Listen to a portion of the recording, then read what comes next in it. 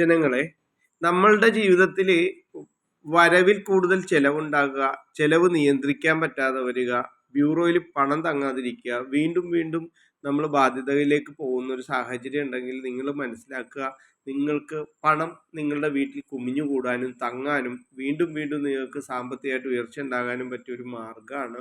നിങ്ങൾ ചെയ്യേണ്ടത് നീലയോ മഞ്ഞയോ പച്ചയോ ആയിട്ടുള്ള ഒരു ചെറിയ പീസ് നമ്മളുടെ പട്ട് വാങ്ങിക്കുക. എന്നിട്ട് പട്ടിൻ്റെ പുറത്തൊരു ഗ്ലാസ് ബൗൾ വയ്ക്കുക. 3-4 പിടി കല്ലുപ്പ് അതിനകത്ത് വാരി നിറയ്ക്കുക. നിറയ്ക്കുമ്പോൾ മനസ്സുകൊണ്ട് പ്രാർത്ഥിച്ചുകൊണ്ട് നിറക്കുക. എന്തെന്ന്, ദേവി എന്നെ അനുഗ്രഹിക്കണമെന്ന് മാത്രം പ്രാർത്ഥിക്കുക. അതോടൊപ്പം 21 നാണയം എടുത്ത് വയ്ക്കുക.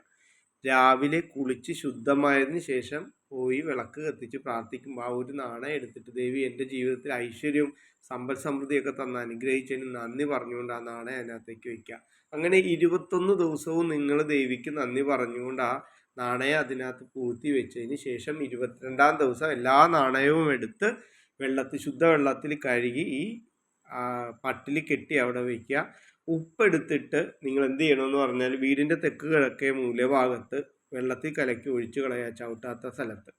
വീണ്ടും വന്നതിന് ശേഷം ഈ നാണയം എടുത്ത് കൊണ്ടുപോയി ഭുവനേശ്വരി ക്ഷേത്രത്തിലോ ദേവീക്ഷേത്രത്തിലോ ലക്ഷ്മി ക്ഷേത്രത്തിലോ കുടുംബപരിദേവതാ ക്ഷേത്രത്തിലോ ഇതുകൊണ്ട് സമർപ്പിക്കുക. നിങ്ങൾക്ക് 100% ഫലം ഉറപ്പാണ്. 100% റിസൾട്ട് കിട്ടും.